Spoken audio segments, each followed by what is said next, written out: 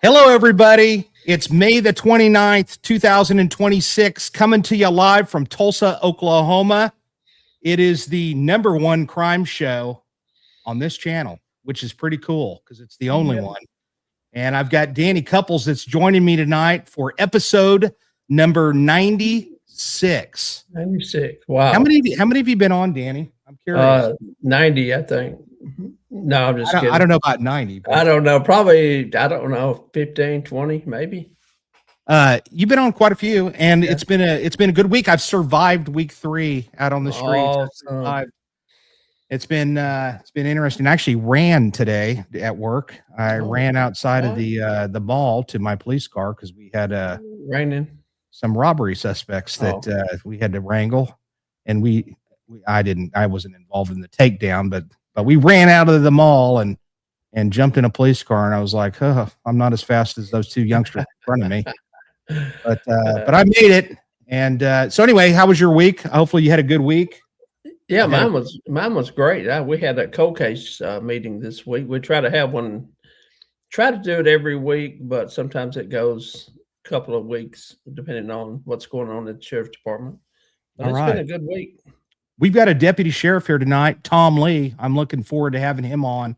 I want to make a special announcement to one of the people. I just went up to the old homicide unit today. I got a message that there was a huge box for me up there, and it was from Florida. So of course I knew it was from my good friend Zeta Rogerson, and her daughter has a shop that's called Termarsh Groves in Juno Beach, Florida. And I'm going to mention them because throw that other picture up, Amanda, of all of the stuff. Wow. That is just a sample of the stuff that she had sent to me up there. And since I don't work in homicide anymore, I'm gonna share those things with my new squad. And I know Zeta would want it that way. But I want to mention to you, this place, they have jams, they've got fresh grapefruit, oranges. They're not paying me to say all this. They've already paid enough. Okay. They have given me, I couldn't tell you how many oranges and grapefruits that I have gotten from them. Jams. I've got Gator jam back here. I've got all kinds of just awesomeness right here behind me. And so consider them, if you're in the Juno Beach, Florida area, they're actually closing down and they won't open up until November. They shut down because of the oranges and grapefruits and stuff like that. But let me tell you, when they've sent it to us, it is awesome. I mean, they really are. They're fresh. It's incredible. They've had incredible generosity to our unit and so forth. And so anyway, I have been blessed to know Zeta, and she sends me messages all the time. What part of Florida is that, Jason? Where is that? It's on the eastern side. It's on the eastern side. It's actually down. I think it's near Palm Beach over there it's on the Atlantic Ocean side. I know that. Yeah. And she's an absolute sweetie. I love her. And so anyway, she messages me all the time. Go ahead. Did you have to have help getting that box out of there? Did anybody help you? No, I went up there when the office was closed, and it was sitting out waiting for me. And I knew that on a Friday afternoon, there probably wouldn't be anybody up there. So I went up there and grabbed it. And no, but it's a big box. It is a big box. It looked like it was heavy. Yeah, well, I'm pretty strong, so I managed to make it to the car with it. And anyway, but this week was pretty good week, and I'm really excited about tonight. And glad everybody's in the house. I want to say hello, Steve Elliott. Okay, my cousin's husband. So my cousin's in the house. Jody, her mother's here. Sharon, my cousin Darren, faithful Darren, Stacy's in the house. I've got a lot of the Okie crime news from Sapulpa, because you have been here before. I remember you. Miranda Best from North Carolina. Yes, I love it. I've got tons of friends. Matter of fact, I'm wearing my homicide investigators of North Carolina t-shirt and hat. So I'm good friends with that homicide association. As a matter of fact, if you're looking for a great homicide association conference to go to, I will give them a plug, which is going to be in Carolina Beach in October. If you are a forensics person or you're involved in the homicide world or crime scene, that conference there in Carolina Beach is a must go to. Very good. You met a lot of those people, Danny, when you were. I did. It was a whole room. It was packed. It was great. Sally, welcome. 150. Yeah, 150 of just epic people. Yeah. Sally Eddie's here. Kieran, I appreciate you being here. Lee Beatles, appreciate you. And many, many more. You guys are awesome. So Steph's a regular. And Travis from Muskogee PD. I talked a lot about you last week. I mentioned you several times. He is a cop in Muskogee. And, of course, Phyllis. Phyllis is a dear friend of the show. We appreciate it. And I also want to admit, I don't have his name handy, but I'm going to mention it. I'm just going to mention I have one subscriber on my Facebook page. And so that guy, he's subscribing. If you haven't checked out my Facebook page, I don't have time I didn't have time to get up there, and I didn't want to overwhelm Amanda tonight. But I am going to mention, I threw up. Did you check it out, Danny, on my Facebook page? It's the different pictures from the Into the Fire screen that you see there, right there in front of you. I voted. Oh, you voted? Yeah. I did. Yeah. From that one to one that says Beyond Homicide that I actually created. It's like a billboard. I think it's really pretty epic. And then there's a couple of more. So if you go to my Detective Jason White Facebook page, I just posted it last night. I was curious as to what people would say.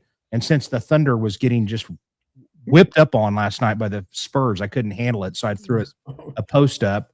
And man, I got a lot of good responses on there. I think number one, the Beyond Homicide, the one that I created, is actually the number one so far. So we'll see. That. That's we may change it.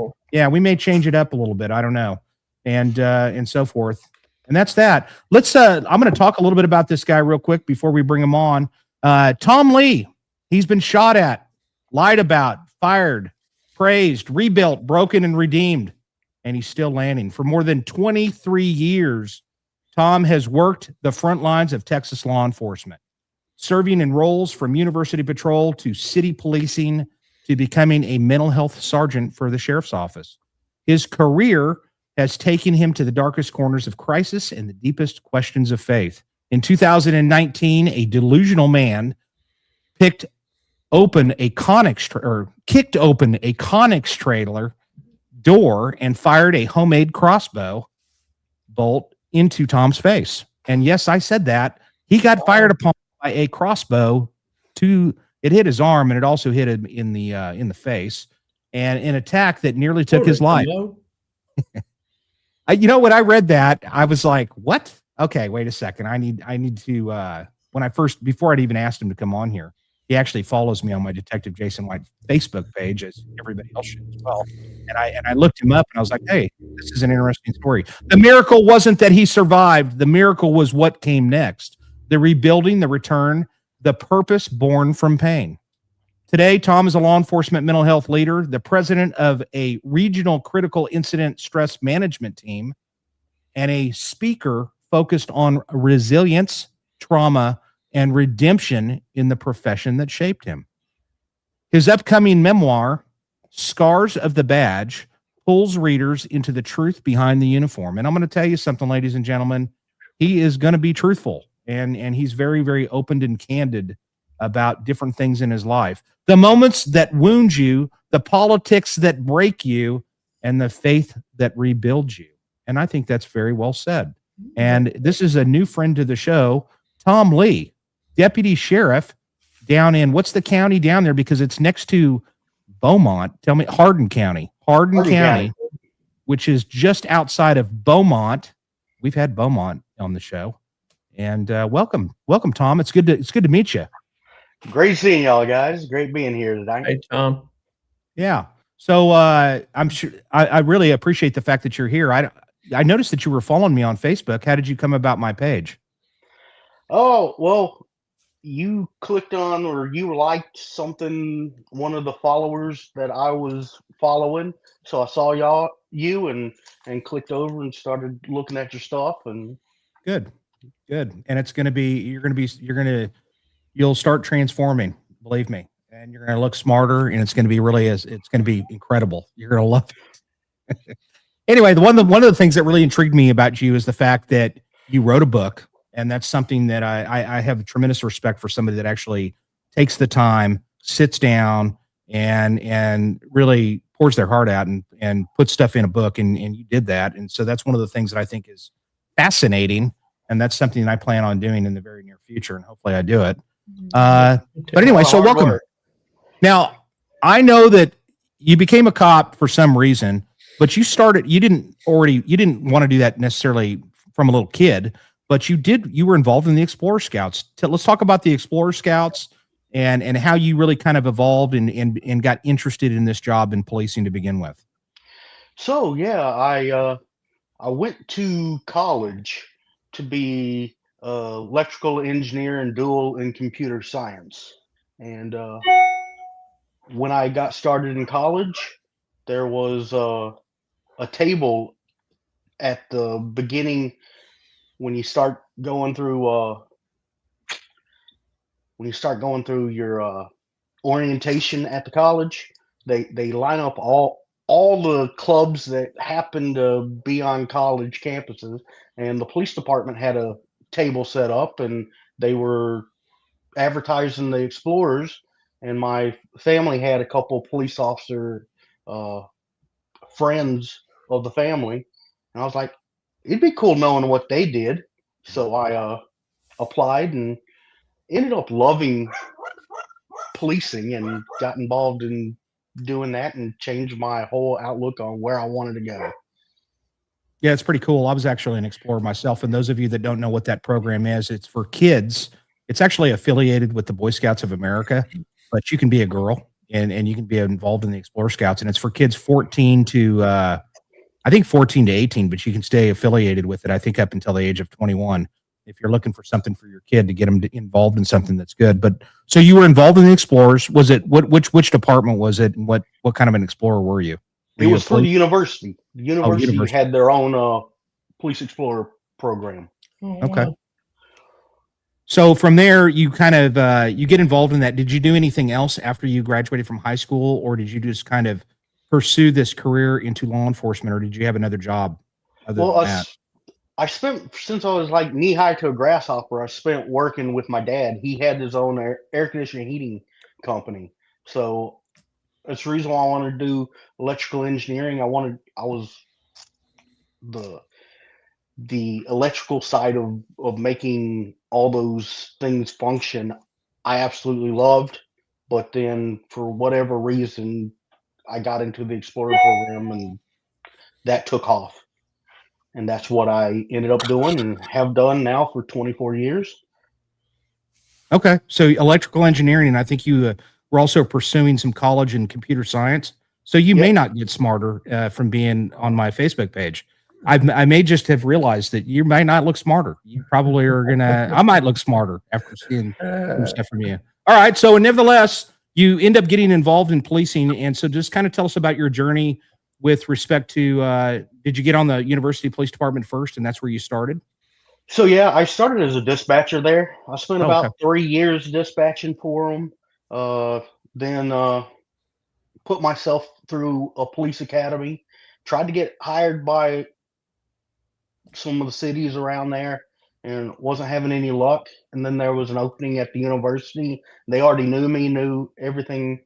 But the thing about the university is you had to go to their police academy, which was in Austin. So I went and spent 6 months and went back through the academy, but it was paid for this time and my salary is paid for it. So it is what it is. There's good and bads for all the police academies. I actually learned a lot that I didn't learn from my first academy in the second academy. So that was good. And then got out on the street. My first call I ever answered, I was working night shift, and the evening shift had made a drug bust, and they wanted me to carry the guy to jail. And first thing I did as an officer was a strip search at the jail. So wow. I'm sure that was exciting. Oh yeah, bend over and spread them. Yeah. Oh my gosh. Yeah. Well, so all right, so you started out doing that, and then as you were working there, you continued to work there, and then you ended up changing from that department, and then where did you go from there? Well, I ended up getting fired from there. Okay. Politics that gets involved in all that, and being a young dumb kid, I would tell them what I thought about everything, and they didn't really like it. Right. And so I got sideways with them, and they decided to look anywhere and everywhere to fire me. And they finally decided that the only way they could get me is to say that I lied during an internal affairs investigation, which is almost the King's X of your law enforcement career, because it's just really hard after you get that tag to come back. But here I am, and I it was pretty I'm sure it was a great hurdle for you to overcome and to just fight the establishment, so to speak. Yeah, Right. thanks Oh, for yeah. being honest about that too, Tom. Not everybody would do that, so that says a lot about you right there. I mean, I have nothing to hide. It's written in a book that I produced, so I mean, there's there. But I mean, that's part of my story. The whole thing that is there is that I get beat down and I rise again, and there's redemption in it all. No matter what the bad circumstances is, Right. you can redeem yourself. Yeah, and basically what the big lie that they're talking about, what did that really involve? It was about speeding or something along those Yeah, lines? I made a traffic stop. They were hounding me about doing off-campus DWI enforcement and off-campus stops, and I had a car that whipped through, and I tried to pull them over as close to campus as possible. So I drove way too fast for what I should have been doing to make the stop, and they asked me how fast I was going. I said I didn't know the exact speed. They asked me if I was doing 80 miles an hour. I said, probably. They said, what about 90? I said, I was probably doing that too. They said, were you going over 100? I probably was. Uh, and that The re- was considered lying to them because I couldn't tell them the exact speed I was going. Wow. Man, we've got England in the house. Holy cow. YNYA 401 from England. Great. Where are you from in England? And thank you for being here. That's pretty cool. This is viewed throughout the world, Tom. It's a big deal. Well, All cool. over the world. There'll be people from Australia that sometimes check us out too. So that's cool. So that had to have been, how old were you when all that was going down? 27, 26, 27, somewhere All right. around there. Yeah, you were just a young kid. So after that, you end up leaving the police department, and where did you go from there? So I drove a wrecker for about 3 years, and I reserved. I had a friend that was a police chief for a little bitty small town north of Dallas, and I reserved for him for a while. And then another friend that I knew from the Explorers program became police chief down in Lamar University, which is in Beaumont. So he gave me a chance, and I moved down to Beaumont, and I've been here since. And so this is how many people actually work in, let's talk about your county a little bit. So Hardin County, how big of an area are we talking here, population and land wise? Land wise, it's 897 square miles. Population's right at 55,000 people, and a department of 25 or 30 officers. That covers a huge area. That's a big area. That's a big area. Yeah.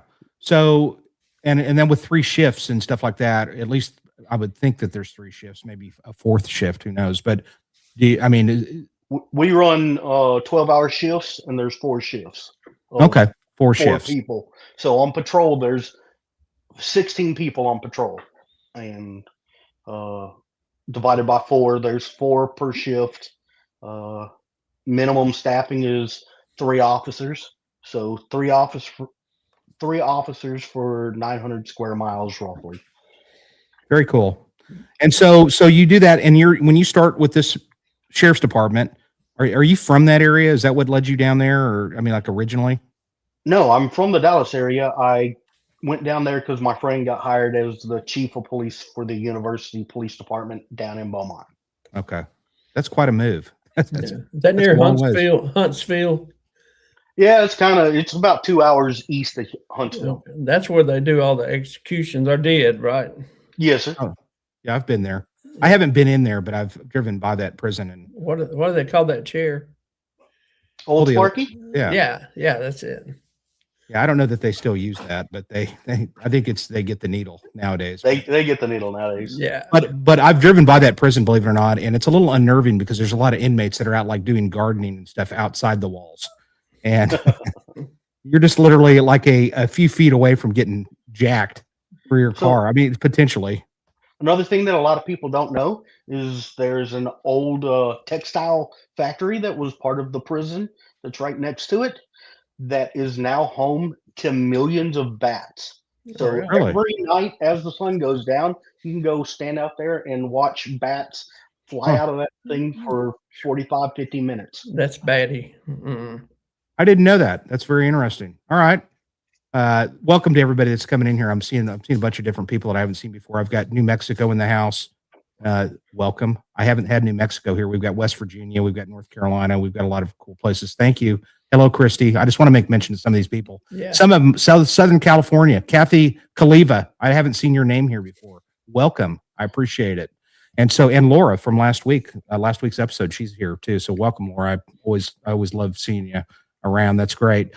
So you end up starting there and tell me about, listen, I'm a city cop. I know that there's differences between a sheriff's department. You guys deal with civil issues.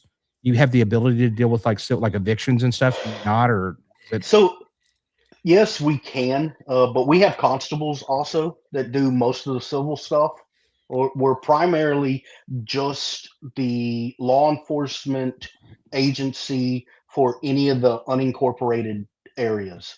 So you have the city limits, and then right wherever the city draws their city limits, anything outside of that becomes our primary responsibility as the lead law enforcement agency. Okay. So now how old were you when you started with this agency here, and how long have you been there? I've been there for 12 years. So I started with them when I was 32, I guess. Okay. And so you've been there a minute, and that's good. So let's talk about your career there. I mean, how was the transition from the previous department to now you're actually responsible for anything that comes out of that radio? I mean, it could be anything. I mean, granted, you may have assistance with other agencies on maybe a homicide. I guess the Texas Rangers, I'm guessing, would be somebody that you might call if you. Then again, you may work it. I don't know how it works down there. A lot of times we work it. I mean, you're a one man, 3-man operation, and I mean, we can call detectives out, and we will on homicide calls or any big felonies. As a misdemeanor, any misdemeanor officer or offense, the patrol deputy has to work it all the way through. So you get a lot of experience from that. Writing, I've written subpoenas for documents as a patrol guy. Mm-hmm. I mean, just we get our own warrants. We do all that stuff. All right. And so while there, you have this incident that came up and you've had others too. I mean, you've dealt with some other very serious, horrific scenes. I've heard you talking about some of the other ones, and you're welcome to mention any of the others. But the one that really kind of puts an exclamation point on it. Let's talk about that situation, and we may talk about the other ones, but let's talk about that day where you ended up responding to this resident, how you ended up over at this residence of an individual that was a little unstable. Okay, I think you're talking about the crossbow story. Yep. So his dad had actually called me a couple weeks prior to that, and said that his son was suicidal and whatnot.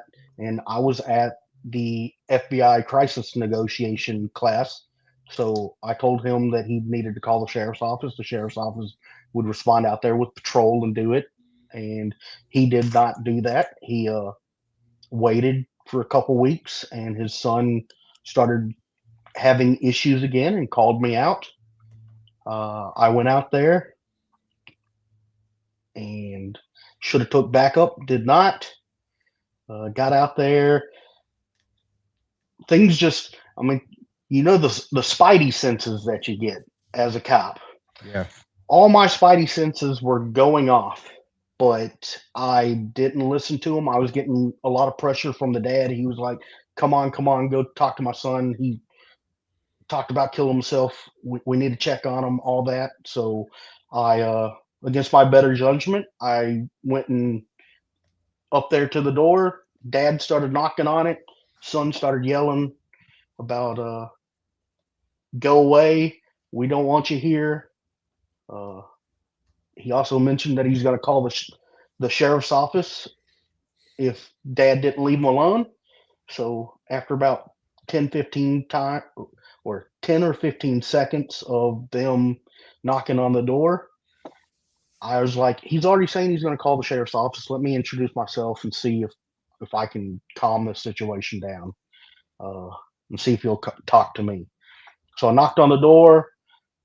I introduced myself as Deputy Tom Lee because I was a deputy at the time. He just those words coming out of my mouth sent him high and to the right. He, instead of yelling, he started screaming that I should go away and leave him alone. I tried to tell him, man, I'm just there to help you. I just wanted to check on you and see that you're okay and see if there's anything I can do to help you.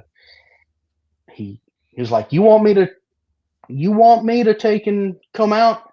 You better be ready for this. You heard a lot of rustling around, and next thing I know, the door comes flying open. I look around the door because you never stand in front of the door. I looked around the door, and there I saw him pointing a crossbow at my. I started running down the side of the trailer so I could pull my weapon because it was holstered. As I started pulling my weapon and turned back to see where he was, what he was doing, I just felt this amazing feeling of, it was like a sunburn. That's all I can.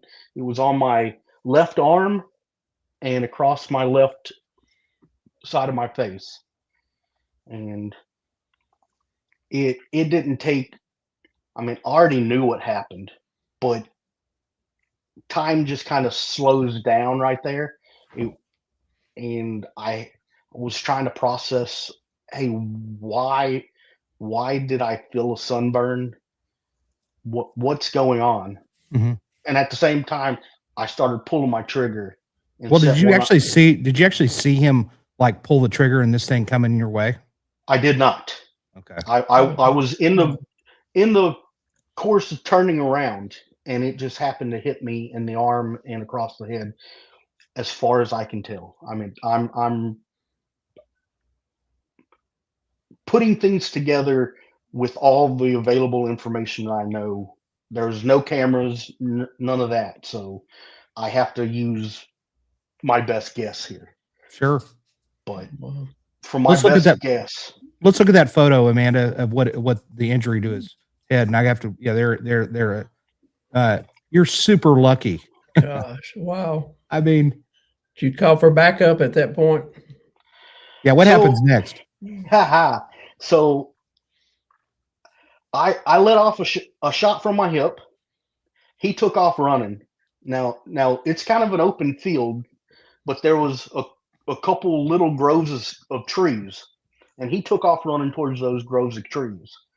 So my thing was, I knew it was a crossbow because I was able to see that much, but I was like, he's going to get behind those trees, have some cover or concealment, and start reloading and start going back at us. Yeah.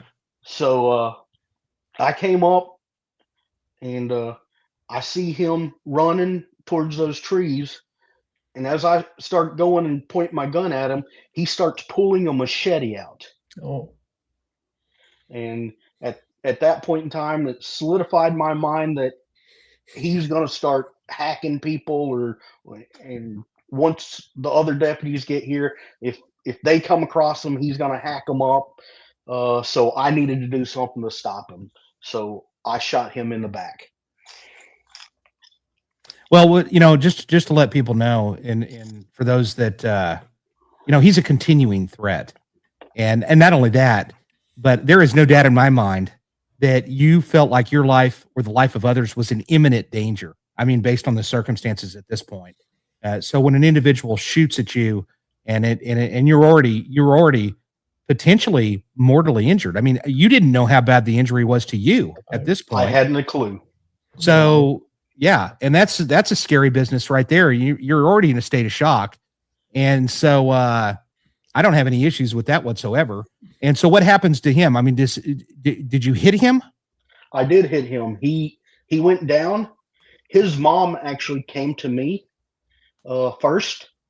His mom introduced herself as a prior paramedic and said, "Hey, let me look at you. Okay, it looks like just a graze wound. Here's a handkerchief. Apply pressure." And I was like, "Hey, I'm good. I'm functioning. Go check your son out. He needs more medical attention than I do." And walked over there. I made sure his weapons were away from him so he couldn't get up and get them again. Right. And then I let her tend to him while I went back to my car and got on the radio because my radio wasn't working on scene because of the rural area of the county, and it just couldn't reach the tower. So I went back to my car, got on the radio, told them what happened, and proceeded to call TMPA, my legal representation at the time, because I knew I needed some. Yeah, that's always a wise move. That's always a wise move. So anyway, so what was he doing at this point? Was he conscious? He was just laying on the ground moaning and whatnot, from what I can remember. Go ahead, Danny. Yeah, I was going to say I can't imagine what the backup said when they got to you with that. Was there a piece of arrow sticking out of your head? Was that what I saw?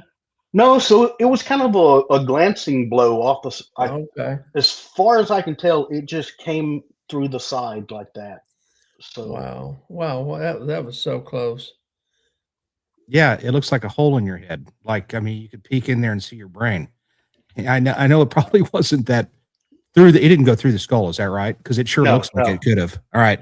And his mother was a paramedic. That was a good, and she came to you to help. And was she? Did she show like anger about you shooting her son, or how did she respond to that? No, she didn't.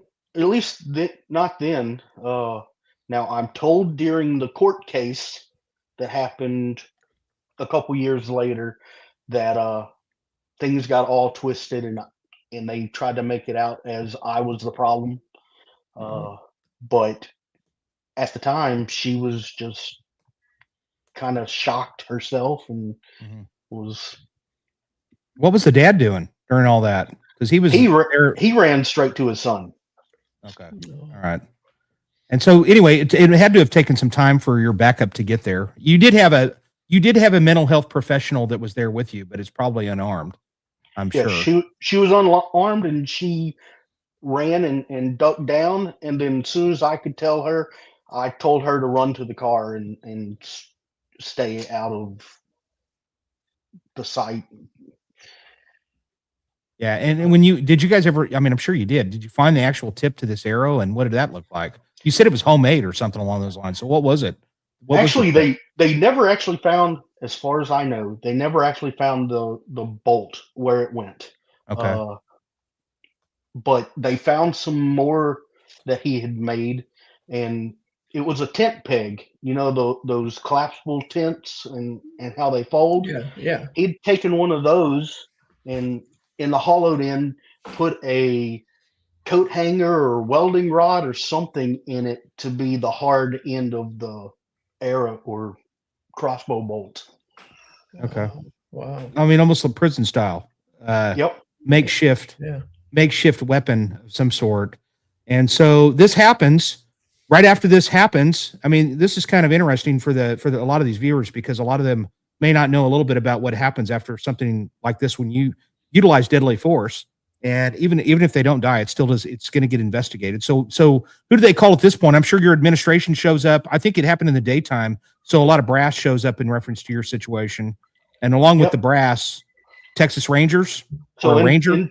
in Texas, they any officer involved shooting, for the most part, unless you're working for a big city, they're gonna call the Rangers and have an independent investigative unit come investigate it. So the Rangers showed up.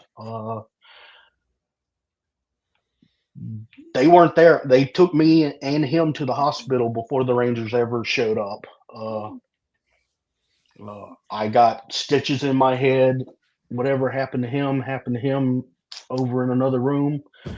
The Rangers finally showed up at the hospital. My attorney from TMPA showed up. The Rangers started asking me questions.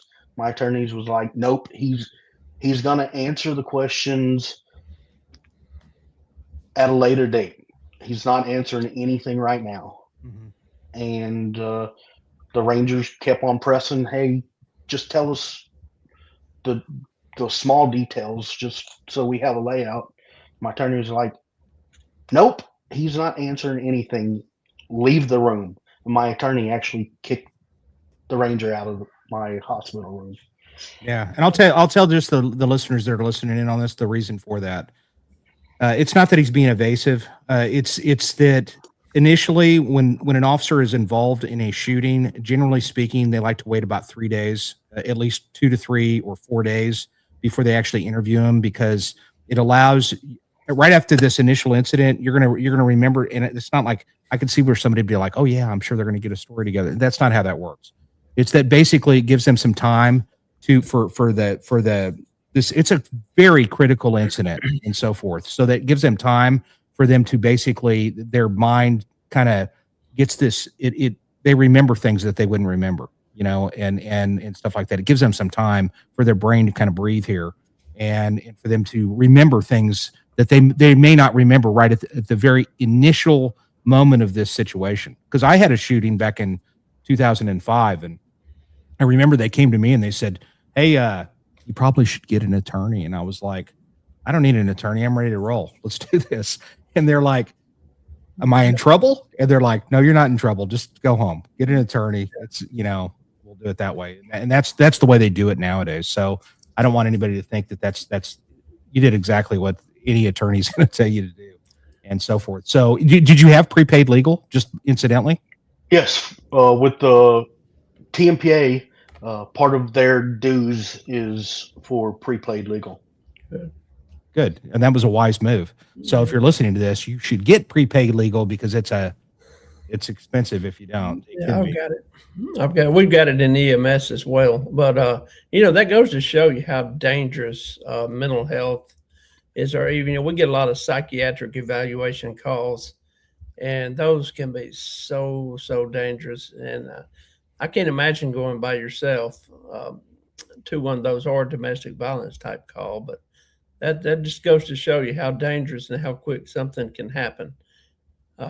Well, I mean, he's not working for a big city in the small rural areas, Tom. Right. That's it's a whole nother world for you. And I think that's what people really need to realize, is that the rural police officer and state troopers, I'll throw them into the mix. Man, they're out in the middle of nowhere. And I think honestly, and correct me if I'm wrong, Tom, I think that people like that work out there in those rural areas, you guys become somewhat master communicators and problem solvers on your own. you have to learn how to talk to people. If you can't talk Absolutely. to yourself, I mean, fighting in the city, you may be 3 or 4 minutes, which is you're so tired after fighting for 3 or 4 minutes Yeah. that you're out. In the rural environment, your backup's 20, 30 minutes away, and Yeah. that's running lights and sirens at 100+ miles an hour to you. Wow. So what was your experience after this thing happened? You meet with the brass. You're dealing with all of these, you have to do the administrative investigation. You do the criminal. You got to be cleared criminally as well. I mean, these things are examined. Don't think for 1 minute that they're not.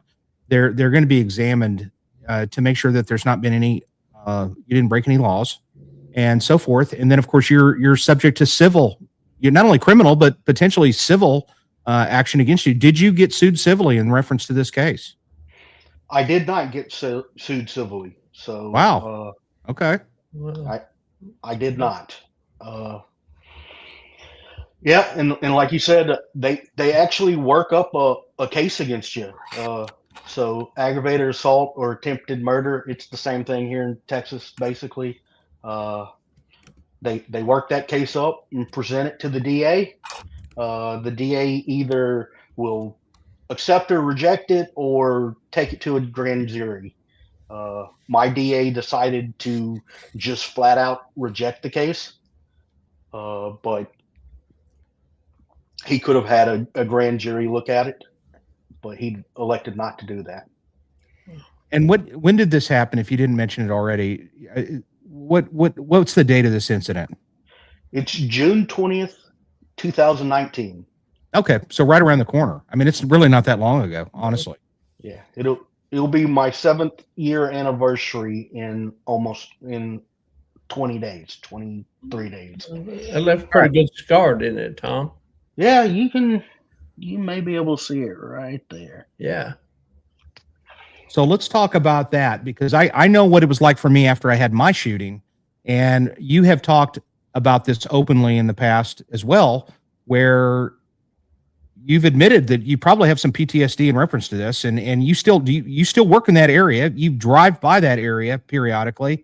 Does it immediately come back in your mind, or are there other things that happen that trigger the memories of this incident?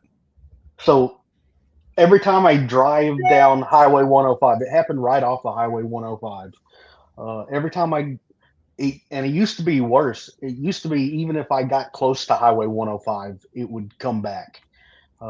Now it's only comes back when I get really close to the incident, and I mean it just floods back. You kind of relive it all over again as you're getting close to those key elements there. I know. Well, there's one. I know for me, I thought about mine every single day I got into a police car. Every single day I was in a marked police car, I thought about my situation until I was in an unmarked crime scene van, and then I remember going, "Man, I hadn't thought about this in like 2 weeks." So do you still have recurring thoughts in reference to this?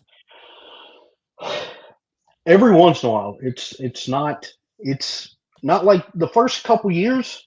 Man, it was pretty common that I would think about it and whatnot, and then as time's gone on, it's gotten less and less. I also did the PCIS seminar that they do, What is that? post critical incident seminar. It follows the FBI model, and they do some EMDR stuff, uh, eye movement, desensitization. Uh-huh. Uh, So you did some EMDR in reference to that. I did that at the PCIS conference. That is one of the things that they do there is EMDR for anybody that wants. Well, How did it work for you? I didn't notice any difference for me personally, but for several of the other people in the class, it was an immediate game changer. Uh, so there was some people that like could see the guy that they shot standing there, just like it happened, just like a photograph right in front of their mind. And they said after they did EMDR, it completely went away. Wow. So you basically you go through this, which is it's a in the world of critical incidents. I can't remember. There's police officers. They have such an extraordinarily higher number than the normal average person. I like that cup, by the way, Danny. Nice job. Nice job. Hey, I'm very observant. Show that one more time so Tom can see how cool that is. Matter of fact, I've got some of those coming in. That's a really cool coffee cup, Tom. When you have yourself on a coffee cup, it's pretty cool and it's really rare. And I don't have to hear him asking me about it anymore. I know. I need a right-handed one though. See, and when I got it in my right hand, you can't see it. That's one of the old school ones. That's an old one. The other ones, they're probably a little bit of a copyright infringement. I won't get into that, but nevertheless, very cool. Tom, we'll have to see about getting you one of those because they're really cool.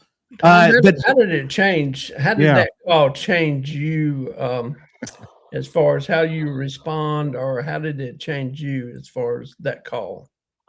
Well, now I'm definitely taking two officers on all the calls I go to. If I had two there, it probably would have ended the same way, but Right.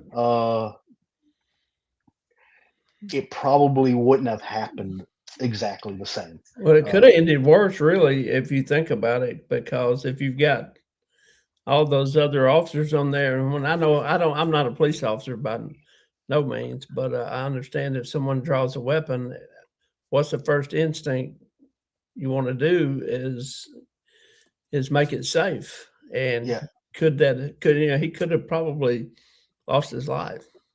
Well, if there were two of us there, the chances of me getting shot would have gone down. I wouldn't say that I wouldn't have still got shot. I could have still got shot, but having another person there that could have directly fired upon him as I was trying to fire on him could have changed the whole situation. Right. But we're never going to know, and second guessing it is too late. It's just move on and better myself for the next time. Absolutely. So you end up getting to the point where you you write a book, and I know that there's other things that have happened in your law enforcement life that have came up, but what was the decision for you to just sit down? I mean, what is the decision for you to sit down and be disciplined enough to actually write a book? Which I'm telling you, I don't mean anything. I have total respect for the fact that you were disciplined enough to do that. But what made you just really sit down and do that? So it started. I've been thinking about this for like 4 or 5 years, and I kept on kicking it down the road, kicking the can down the road, and I met Giovanni Rocco. And if you know Giovanni Rocco's story, he was in New Jersey, became part of the FBI task force, doing organized crime, infiltrated the DeKalb County crime family, and ended up taking down one of their capos, and was in there for like 2 or 3 years as a mobster. And I met with him, and I talked to him about what he did to write a book, and he was like, "Man, you need to." And then a couple people that I know, including my pastor at my church, wrote a book. And the day that my pastor handed out his book and he gave a free copy to everybody that was there, soon as I got that, I was like, "Wow! If they can do it, I can do it too." Mm-hmm. And I started writing, and it took me about 5 weeks to take and write it, the initial first draft. Okay. And That's then pretty quick. Yeah. Then it took about 5 months to edit it, and it's been through 3 rounds of edits, a developmental editor, a copyright editor, or not copyright, a copy editor, and then a proofreader that edits it. So uh, Was 4 it? rounds of edits. Go ahead. I mean, was it therapeutic? I mean, tell us what we're going to get.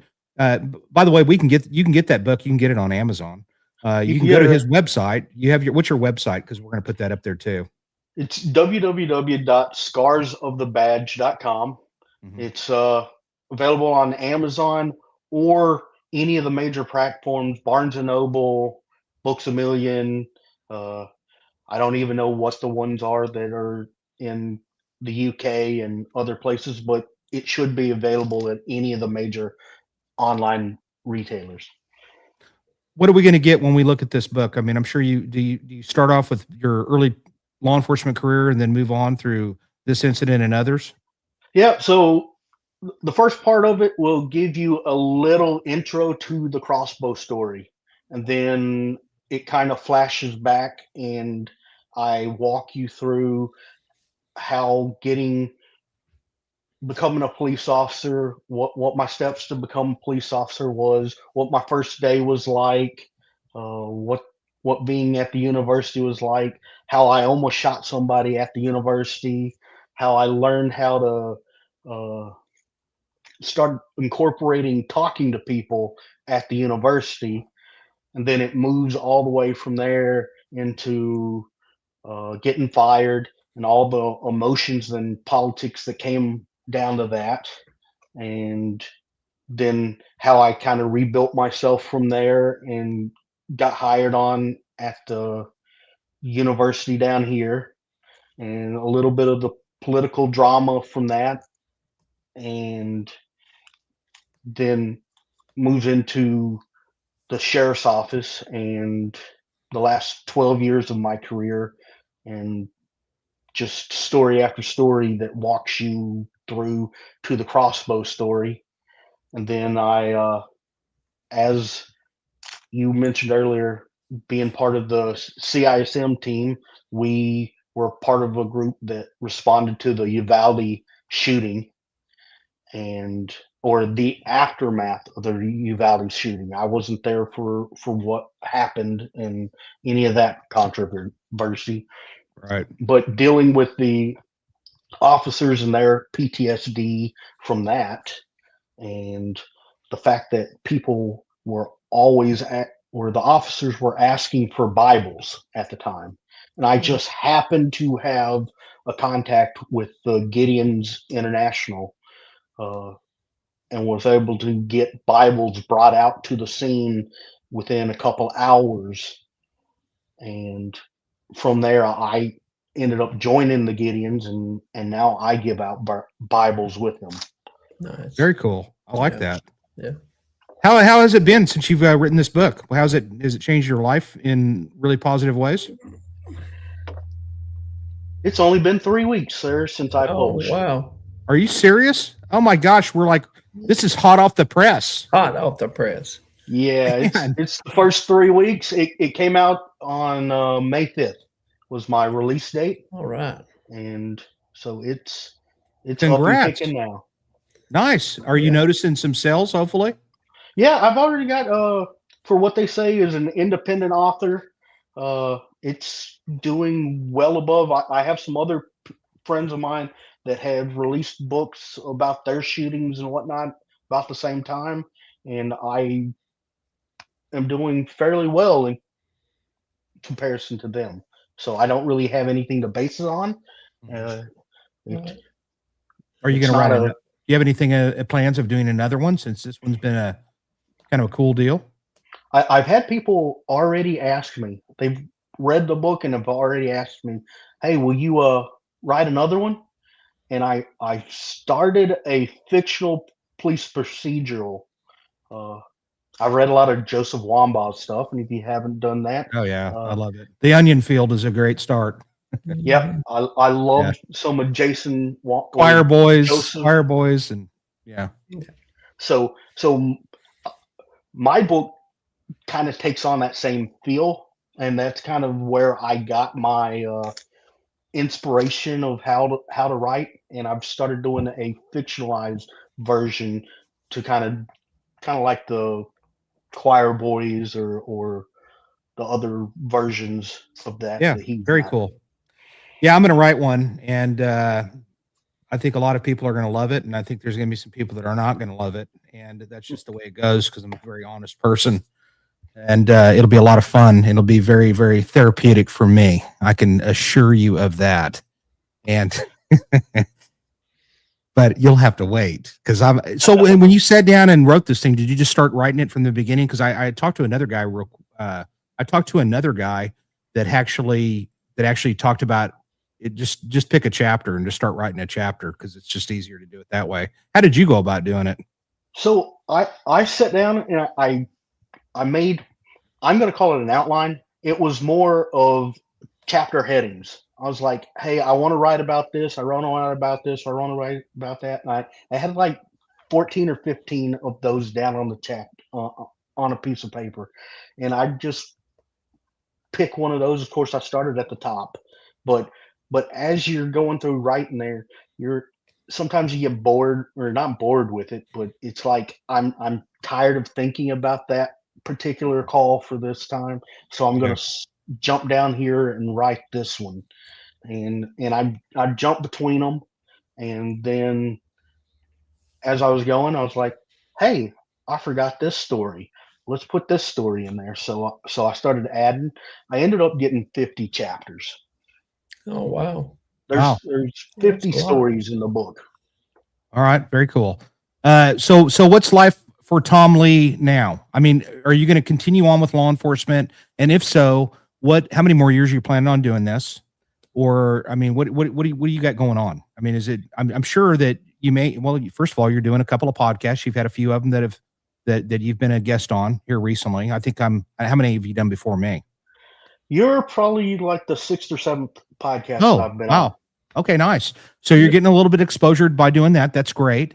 And so what's your plan? I mean, how many more years are you planning on doing as a cop or a I sheriff? have I have 5 until I can retire. With the state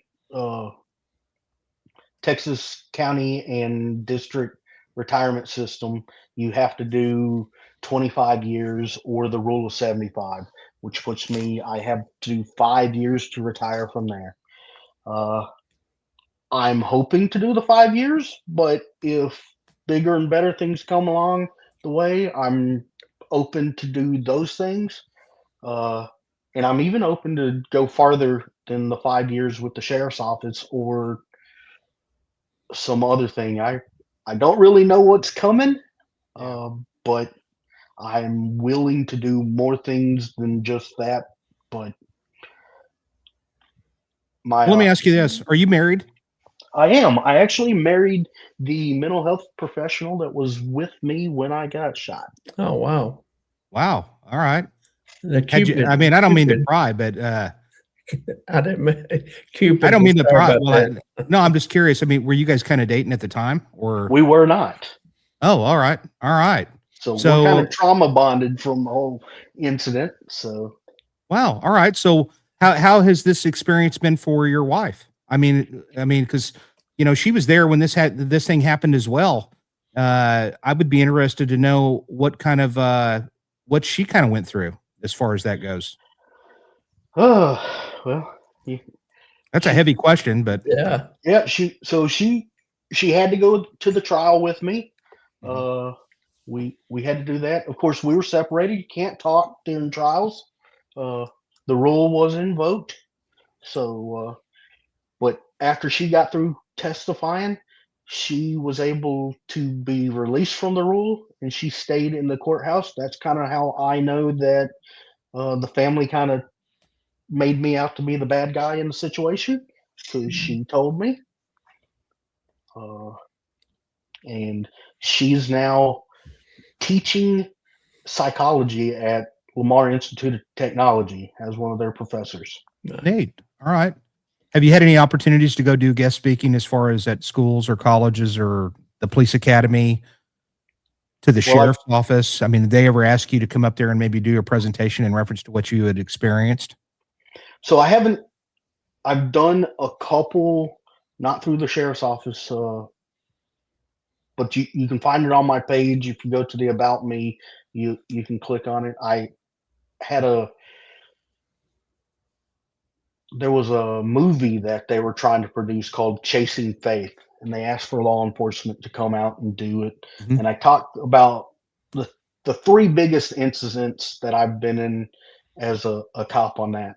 And one's the crossbow story, one's about 5 children and a mother that died in a house fire, that I was the first person there, and how that affected me.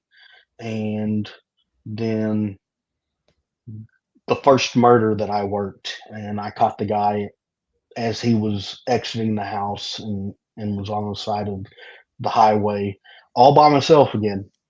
Wow. And I took down this guy after he just got through plunging a knife into his Okay. girlfriend 40 times. Wow. That's exciting stuff. Yeah. That's scary stuff is what that is. Amanda's, so when you said something about that movie thing, it kind of got me to thinking, and I've got Amanda looking for a picture for me. And so, actually, Laura's got a question. Does your wife ever do any mental health training in the police or fire academies? Does she do any of that? So she did when she was my partner. We both went and taught the CIT classes, or the critical incident trainings, at the police academies. I still am involved in that training. As far as CIT, I also taught SFSTs, which is for DWI, DUI enforcement, and police driving, the best, funnest class there is out there. You got that right. I can echo that. Driving is the bomb. So that is the fun one. So good. You do some driving instruction and etc. And do you are you a field training officer, or is your plate's probably pretty full with all that other stuff? I was a field training officer. That's part of the story about me getting fired. I was actually training another guy at the time, and he's the one that told them that had taken place and how the administration got involved in that. So I've been a field training officer since 2007, 2008, somewhere Good. around there. Very good. Now, as my role is mental health, I don't train anybody, but I used to train a lot of people. Well, cool. I appreciate the fact that you do that. Mental health is a very, very dangerous position on a sheriff's department, for sure. Hopefully they've changed some of the ways that they're doing things in reference to responding to some of those calls based on your experience. You had said something about being at, what were you doing on this movie set or something? Were they making a movie or something? You were kind of around it? They were trying to build funds to make the movie. It was called Chasing Faith. And I went to a church and gave a presentation. All right. Well, that's cool. Cause one of my new friends is Lisa from The Simpsons. And Amanda, put that picture up, because I want Lisa. That's what we came up with. If they actually create a character for me on The Simpsons, and Yardley Smith, I don't think she's going to be in the house right now, but don't think for 1 minute, she's been the voice of Lisa on The Simpsons for 40 years. Don't think for 1 minute that Yardley's not going to see that picture to hopefully inspire her, and maybe they can put me in a scene, or maybe make me a regular guest. And there's Lisa. There she is. Yardley Smith. I adore her. She's fun. So anyway, she's my new friend. I was on you'll see that podcast in October. There's 2 of them we're going to do, but nevertheless, hey, listen, man, I got to thank you, Tom. I've appreciated you coming on here. I appreciate your candor as far as your honesty in reference to not only that, but your experience of going through what you went through early on. I think that's pretty, Danny said it best. Hey, that says a lot about your character and so forth. It really does. And I think that's really, I think a lot of cops that are out there, I think that they appreciate the fact that you're sharing that story, because I think that there's other police officers and other people just in the civilian world that have experienced something similar to that. And so I appreciate you sharing that. I really do. Is there anything else that we need to talk about before we move on and close out this show for tonight? You got anything else that we didn't ask you? I want you to make sure Thank you, Carrie. I appreciate you. You're always such a loyal fan. I appreciate that. Karen Roscoe, I appreciate you for being here. And the list goes on. We had a lot of first-time people in here tonight, but is there anything else that you want to make mention of? A little plug for your book, where, one more time, where if they want to go to your page, you have a YouTube page too, right? What's on there if they're going to find something there? If you go to my YouTube page, all you're going to do is try and find the talk that I did on Chase of Faith for that movie. Okay. My website, it'll send you to Amazon, but you can get it anywhere else. I am going to, at some point in time, put on my page where I'm selling the book personally, and we'll deliver it to you. But I have not done that yet because of the way that the algorithm and all that works. I would rather people go to Amazon at this point in time and nice buy from there. Elisa Parrott's in the house. Holy cow. He's a retired Tulsa cop. I haven't heard from her in forever. Welcome, Elisa. She was she did the drive around where I was back in the academy, and she used to ride motorcycles. She was kind of the only female motorcycle cop I've ever seen. So welcome, Elisa. Nice to hear from you. Haven't heard from her in forever. Terry Solers. I don't know that a retired Anderson detective for 25 years. Thanks for being here, buddy. I appreciate it, and thank you for your service. And for those of you that I haven't mentioned, I'm Krista Helicopter from Riverside, California. I like Riverside. I've driven through there after speaking in Palm Springs. I will be back in California. I will be near Folsom. Somebody's in here from Folsom. I'll be driving by Folsom because I'm speaking in South Lake Tahoe. And that'll be in October, and I'll be speaking in San Diego. So anyway, hey, listen, man. Tom, I appreciate you being a part of this. I really appreciate you subscribing or following my Detective Jason White Facebook page. And so, ladies and gentlemen, get on it. You can join him and you can be part of it. That's peer pressure. Please do that. And also, for those of you, we're at 4,400, and I think I'm at 4,400 and something subscribers on this YouTube page. I can't do it without you, ladies and gentlemen.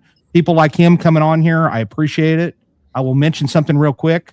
I've been in communications with Cato Kalin from the O.J. Simpson case. He's coming on here. And wow, that's awesome. Well, he's filming a movie actually out in Tennessee, kind of in your neck of the woods, buddy. But I'll see if I can look him up.